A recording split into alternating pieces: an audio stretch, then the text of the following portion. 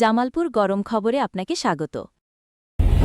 সবকিছু ঠিক থাকলে আগামী বছরের ফেব্রুয়ারিতে অনুষ্ঠিত হবে ত্রয়োদশ জাতীয় সংসদ নির্বাচন।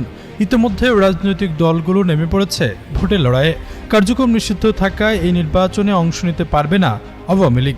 এর বাইরে নিবন্ধিত এবং অনিবন্ধিত সব রাজনৈতিক দল নির্বাচনে অংশ নিতে পারবে।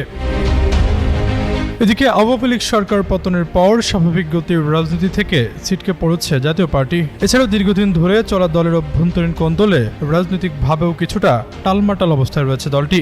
এমতো অবস্থায় আগামী নির্বাচনে জাপা অংশ নিচ্ছে কিনা তা জানার আগ্রহ রয়েছে রাজনৈতিক অঙ্গনে।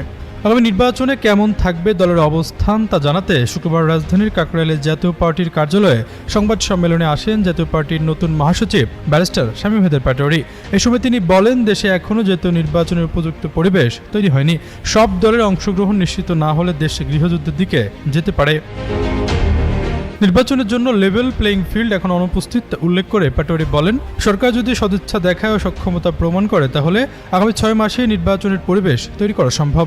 জাতীয় পার্টি সরকারের ভূমিকা পর্যবেক্ষণ করছে, সে অনুযায়ী নির্বাচনে সিদ্ধান্ত জানাবে দল। তিনি অভিযোগ করেন, নির্বাচন কমিশন এখন পক্ষপাতদুষ্ট আচরণ করছে। অনিবন্ধিত রাজনৈতিক দলের সঙ্গে তারা সংলাপে বসছে, অথচ নিবন্ধিত দলের অধিকার রক্ষা নিয়ে তাদের আগ্রহ নেই।